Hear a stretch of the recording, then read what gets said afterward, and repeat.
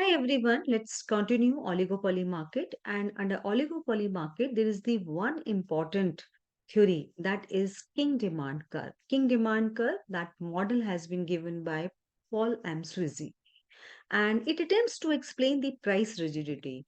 It is basically focusing on this part why oligopolist firms they are applying price rigidity rule, and that is often observed by oligopolistic firm. The king demand curve model is based on two postulates. Number one, if an oligopolist raises its price, it would lose most of its customers, since the other firms in the industry would not match the price increase.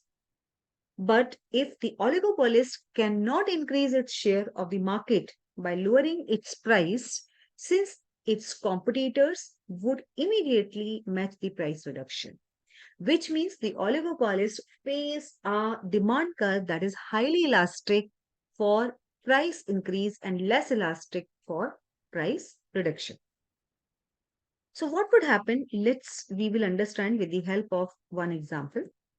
I'm just giving you one example. Let's say there are s- two, there are three forms: A, B, C, D,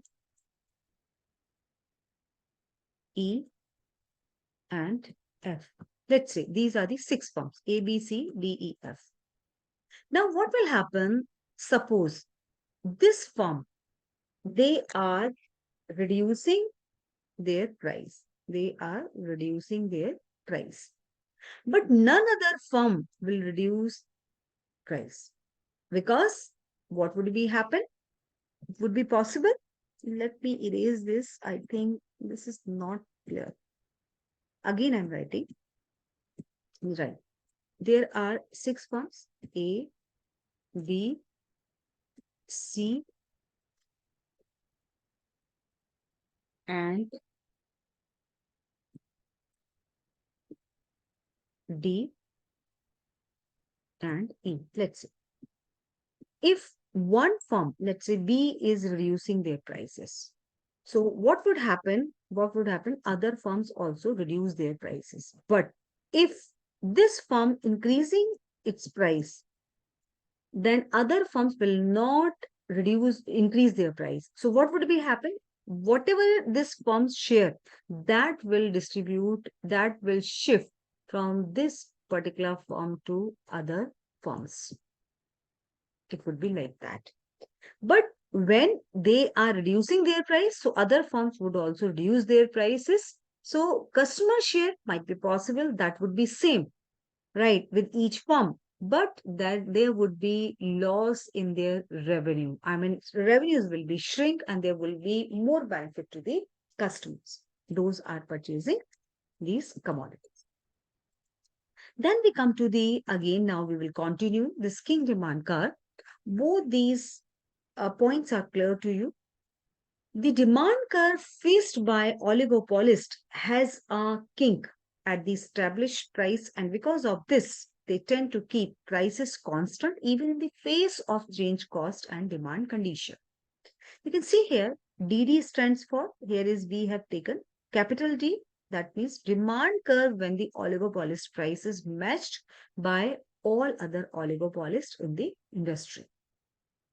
But small dd, you can see that is denoting demand curve where the oligopolist price are not matched. You can see here.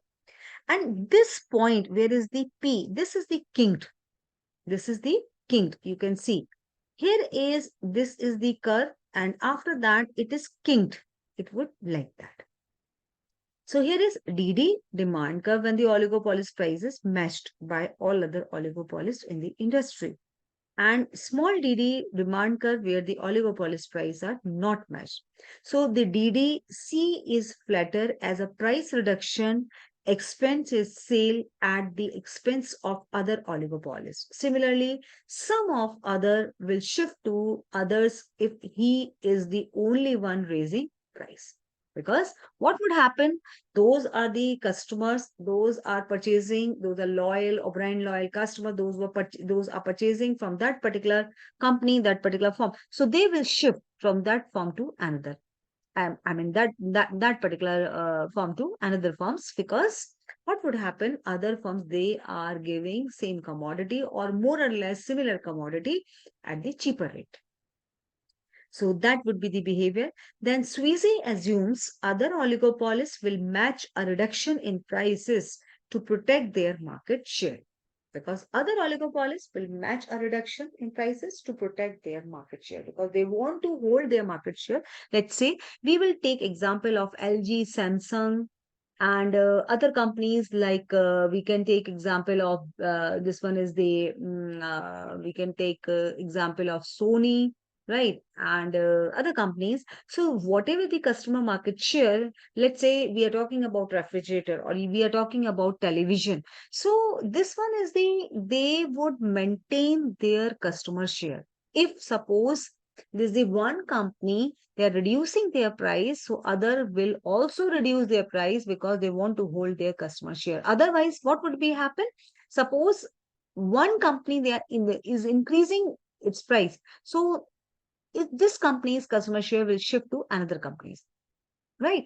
And this company, because when they are increasing their price, so ultimately there would be loss, and will ignore price rise. When one company is increasing their price, so other rival company, they will ignore this price, they will be maintain their own price. So this is reflected in the Kinked demand curve. And this is the demand curve, this is Kinked. You can see this is when the small d is small d, and this demand curve, that is Kinked.